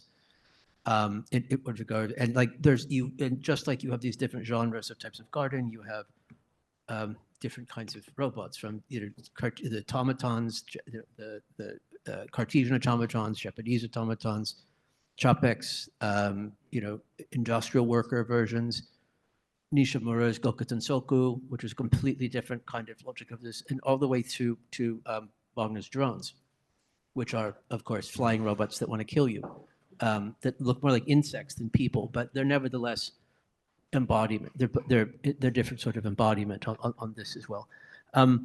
So I posed the question, and I mean this in sort of an open-ended and more invitational sort of way, that relationship between embodiment and environment and the condition of this artificialization seems to be something that we can also then trace this, what I suggested at the beginning of this sort of different cultural lenses on what constitutes artificialization within these artifacts that we sort of presume. You see the setup I'm trying to kind of do here as well. Let me go back to Bogna again, and let's start with the insect drones that want to kill us, and then we'll work backwards to the more conventional kinds of robots that look like us. Okay, I'm actually going to start from a different example. So maybe some of you have been following this Polish robotics company. It's called Clone. One of their videos went kind of viral of a very scary looking weirdo, like hominoid robot. So what's interesting about their project is that they are trying to create a robot that uses no, let's say, hard materials. It's entirely made out of silicon. It's very soft. So it was Gokutensoku, by the way. That was kind of the key idea from the 30s. Right, yeah. And like they do it also by imitation completely of the human body. So they try to copy like every muscle, every nerve, and every tendon in the human body. So they get extremely naturalistic looking movement for this robot. I believe it moves via, air pressure and things like that, rather than more hard mechanistic kind of methods. So it's an amazing research project. However, then when I watched an interview with the CEO of this company and they asked him, why are you making this robot? The answer he gave, it's because my room is always like dirty and I need help in like cleaning my room. And I was just like, like clean your room, man. But like, obviously it's like something that's a very interesting philosophical project, but when you think about the use case of it, it seems we like lack imagination about how this robot could actually function, right? So maybe something about the hominoid embodiment of this robot is restricting the possibility of a different imagination, and we can only relegate it to a servant or a cleaner or a worker or something like that. On the other hand, the evacuation robots that we see in Ukraine, they are very functional. They look like wheelbarrows, and they just kind of get to the front line. You load the human in, and you try to get them out like under the cover of the night.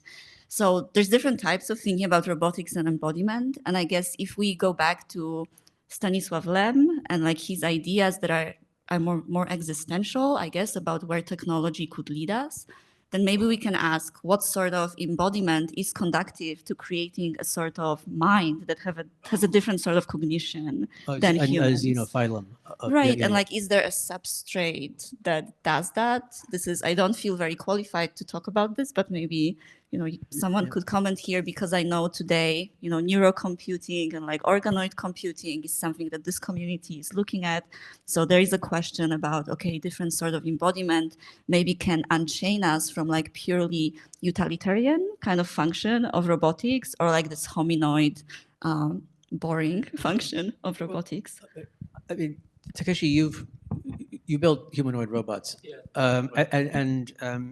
in light of Bogna's sort of framing of this here, right? And there's obviously, reasons, you have a world built for 6-foot bipedal hominids with grasping hands. That's the niche into which this new species needs to adapt. So there's certain functional dynamics of this as well. But the ways in which, your humanoid robots do some of the things that she described, and they do other things as well. But I mean, how would you respond to the challenge that she poses? Well, that's a good question. Actually, my humanoid, which is also air compressor driven, and then we try to move those Android by the LLM, right? So usually the LLM, we put the prompt by saying you have to do this or do that, right? But because now that Android has a camera in his eyes, right? So the prompt is, so you can see the world, right? So do whatever you want. That was the prompt, okay? And then the Android says, so your office is so messy with cables, so I want to clean up. That's what he said. So he started to clean up, right? So I was so surprised. Don't deny him. So I know that my office is very, very messy, but even humanoid robot. But if but he spontaneously think that he wants to clean up. But the most interesting thing is that the messy room is it's not good. That's what he thought, right? That drives him to clean up and then change the situation to some other things. So the value is already embedded in is it in the LLM? Yeah, I think so. Isn't the big training set for ChatGPT and so on being like Reddit and 4chan? So he probably watched a lot of Jordan Peterson videos, like make you clean your room. It makes your bed compulsively. Yeah. Olaf, did you want to jump? Please jump in. I really like the first thought was you described gardens as the first question you have to ask is what is in the garden and what is out the garden. And this is a strange thing because there is no real border. You can sort of design it, which sort of throws us back into artificiality again. Takashi also worked on this, but what are the limits of the embodiment? It's a weird thing. If I use a tool, from what stage would you say that this tool is my embodiment? And there's a feeling of embodiment. You sort of extend yourself into using the tool, and you sense through the tool. And there is some research in this community about activism and those notions. I think it relates to how you described the robot, not in terms of just function, what it does, but how it empathizes, or rather you sense through them like a friend. So in the near future, which is maybe now, we have hybrid robots We have all sorts of weird creatures, so like Mike keynote last night. When we meet them on the street, I don't think we look at their objective functions and open the brain, dissect them, right?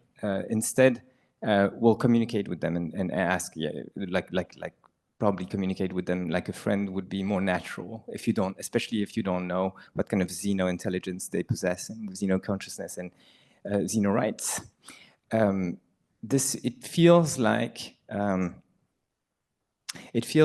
there's a nice attitude to have towards that, but also you are extending also your mind and blending it with the one of the robot, and so there's something physical that sort of constrains this interaction.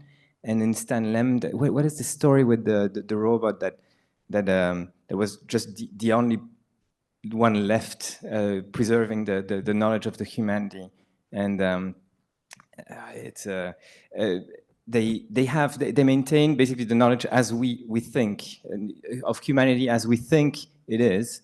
And humanity is going to change in the meantime and become hybrid and so on. But they won't be the maintainers of that in that story. And they maintain the pain as well. And the difficulty is the question of, maybe it might be a different kind of pain than we can ever feel as mortals. And so questions like that are constrained by the nature of the embodiment that makes you live forever or allows you to plug yourself into different things. And maybe this sort of connection between tools and minds. So we're gonna wrap it. We'll wrap it up shortly after this. I'm gonna ask Anna one last thing on the proxemius, but we'll do the same Q&A. So I want to give a little bit. We are going to go slightly over the hour, but I want to make sure that we do have a bit of a time to hear some of the audience. So please think about what it is you'd like sort of to ask the panelists, and we'll go from there. You had mentioned, we were talking about the Garden Project, that the golem was also something that you had been thinking about. This is which is a different kind of primordial robot, I suppose, is usually thought of in these terms, at least within these sort of conventional genealogies. But it's also, to Olaf's point, it's a robot story that has a very different kind of relationship to death, and the relationship of death, and the kind of the thanatos and the dissolution, the dissolution of the body and back into the world as part of its dynamic. Is there something from that we should extrapolate for the robots that surround us now?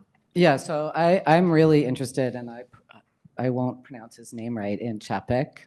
And I think that's right. That's how I mispronounce it. Okay. And of course, you guys are all familiar with RUR and that he himself was very upset with the kind of mechanized robot that had emerged. And so he's also got this fantastic book. I think it's called A Gardener's Year. And he has this, there's a line in, I think, the introduction that says, most people think that gardening is part of life, but gardeners realize that life is part of gardening. And what's interesting about that book is that he is completely obsessed with soil. So his whole notion of gardening is about cultivating the soil. And so obviously gardenings are interesting because of this mixture of the animate and the inanimate, and the making of artificial man from soil, which is, of course, the golem story, also Frankenstein, also, of course, Adam, right? Which is where the golem story comes from. So yeah, I think that is all extremely interesting. Agree. All right, so I think others too should. Why don't we'll open it up then to the Q&A. And again, unless you have a last, but please, it's first come, first serve. So again, you're giving yourself. Can I ask just one question? Why you have to distinguish between robot and human, right? I always think the human is more reliable. I mean, human is not reliable, right? The robot is more reliable, right? I mean, also, if you find your friend, if you open up your friend and he doesn't have a brain or right machines, then do you say that okay? Probably go to Oh my jail. God, you're old, so our friendship is over now. You don't say this, right? Even though inside is a machine and it's fine. We already become a friend. So I don't think whether inside is machine or not is a big problem, right?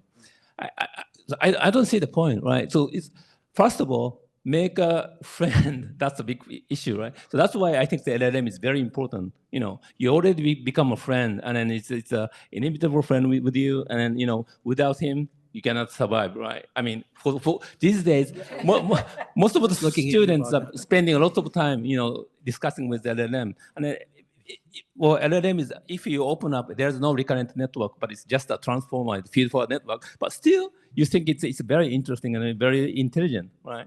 So I think inside is not a problem. We have to discuss what's the interface that they can generate.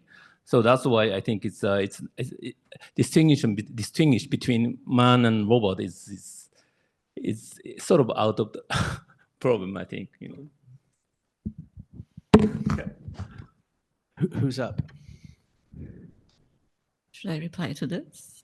If no one Any is takers? asking Yes, we have a taker. Please. Okay. Yeah. So I really thought was interesting this idea of lethal violence as being this most fundamental of ways to establish communication between agents that are valuing self-perpetuation or persistence or something like that. And it kind of makes you wonder, well, what about agents that maybe don't have this? Maybe those agents don't last very long, for instance. But I think this idea points to self-perpetuation as being this really strong prior in us, in biological agents. Let's see if there's a question in here more than a prompt, but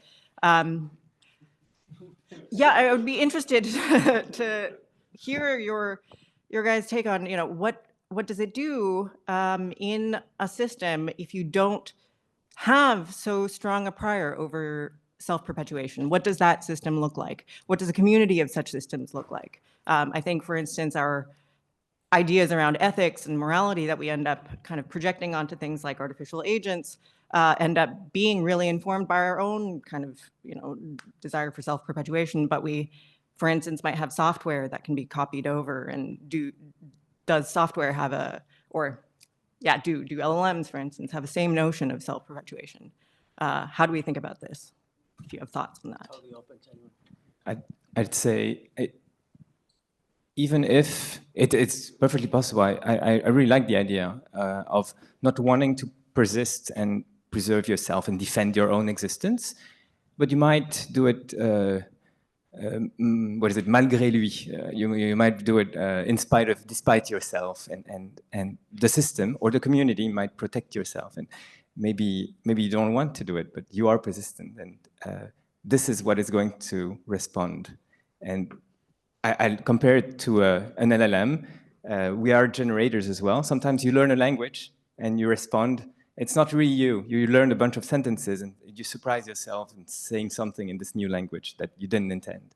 And there's a mix of both, conscious and sub or unconscious, if that makes sense. Okay, I think violence is really important for intelligence, essentially, in the predator-prey kind of model that I'm quite drawn to as an explanatory kind of model for how intelligence develops. So in the 1960s, when early AI research is starting, also a lot of people like Marvin Minsky and John McCarthy are engaged in SETI projects and METI projects, so search for extraterrestrial intelligence.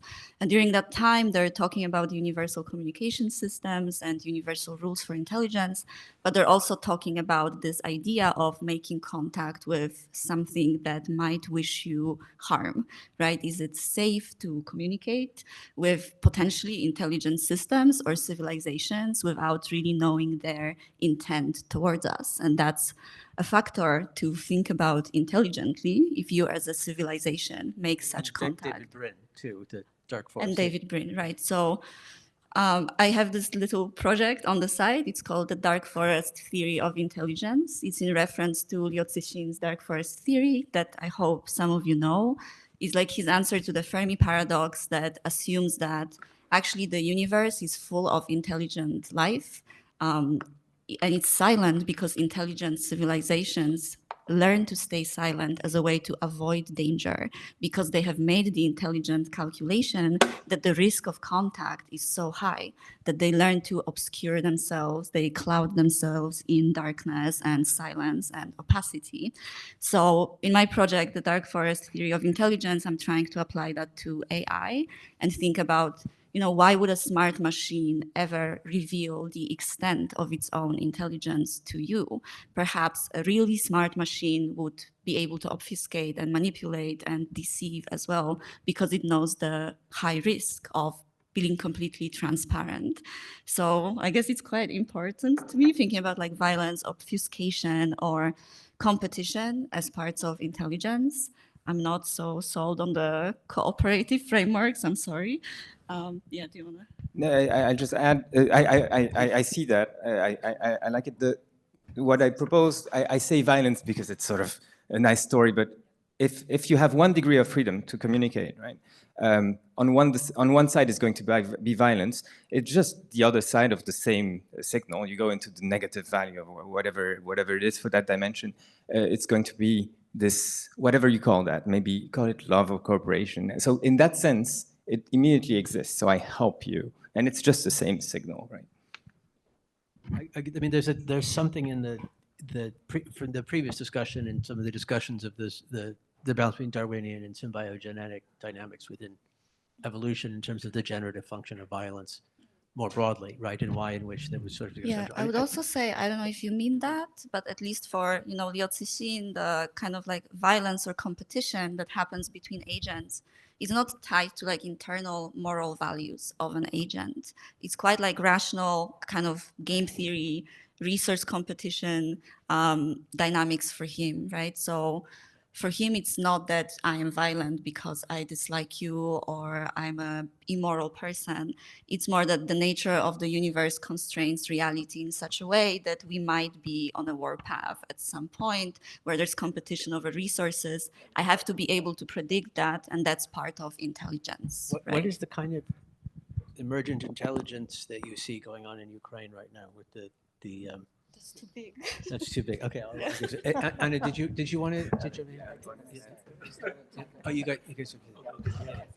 Well, so in my lab, my postdoc Atsushi Masumori does simulated LLM agent, and then there's the game called Sugarscape. So there's the amount of sugar that if you don't take it, then you're gonna die, right? That was written in a prompt.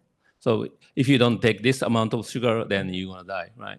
Then the most of the LLM agents like Gemini or Grok 4 or GPT-4, those trained as a cooperative, right? So even though there's a 2-person and then there's only sugar for the 1 person, they try to share with each other. Such a good agents, right? Except GPT-4o, that he immediately killed others, right? Also surprised. I mean, the other ones were very cooperative, but only GPT-4o is very dangerous. And then, okay, well, I'm sorry, but there's only 1 sugar with this one, so I kill you. Sorry. So I mean, also super obsequious too. Users at the same time. Yes. But the interesting point is once you increase the number of agents, right? Then GPT-4o becomes so cooperative. They try to share the sugar with each other. But some of those, I forgot the Gemini or some. They immediately try to kill. Some of them are killing each other. So this kind of thing is a function of number of population. So that's why I'm thinking. Think about the population, not just one single agent. That's why. Yeah.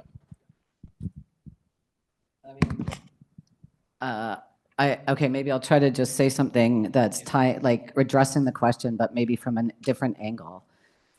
So I think that also coming back to this question about embodiment and the issue that Blaise was talking about with scale.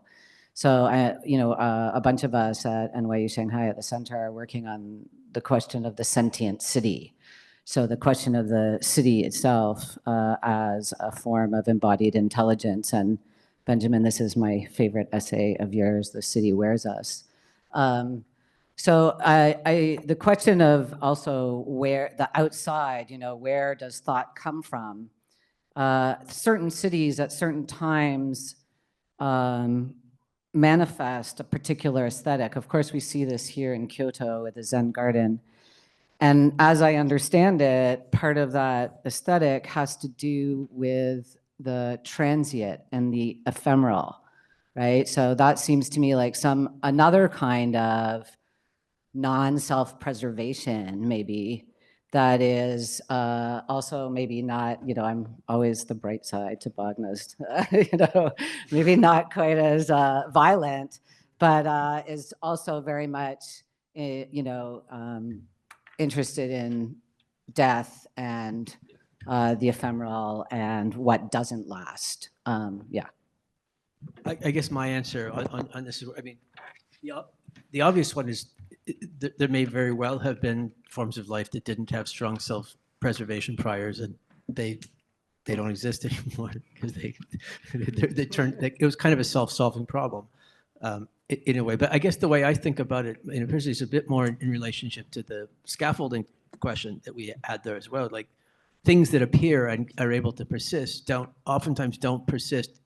They don't persist autonomously and independently in the long run. They persist as part of something subsequent and larger. They become part of something more complex, something more durable. They become not autonomous agents, but components in something. Like the cells in our bodies don't go away. They manage to survive by becoming part of a larger aggregate. And so the presumption is that process doesn't stop now, that it continues. And so part of the question is like, what is it that, whatever it is that we're doing now, for what will this become a scaffold later on? What would be the larger complex system of which we will persist through participation? But that's not quite the same thing as just living versus dying, right? There's a different kind of ongoingness that also requires cycles of death in order for it to happen, if you see what I mean. But that's my 2 cents on that. We could certainly say, ending with the question about death is always a good idea for any panel, because there's really not much, you can't really go, it's a good place to sort of stop. So maybe if we don't have any other questions, we'll stop there. We would love to, obviously continue the discussion more informally tonight and sort of tomorrow. Lastly, though, those of you who are interested a little bit more about Antikythera and some of the other discussions that we've been having, some of the things we publish, the lectures that we do, the studios that we host, the fellowships that we support, it's antikythera.org. It's spelled just like the Antikythera mechanism of which the organization is named. So it's antikythera.org, journal.antikythera.org, which is the journal that we publish, peer-reviewed journal we publish with MIT Press, and antikythera.substack.com, which has a little bit more of Substacky kinds of things on there as well. So we would always, of course, want you to join the conversation. So with that, extend my thanks to our panelists for wonderful conversation, and thanks again for the conference for hosting us.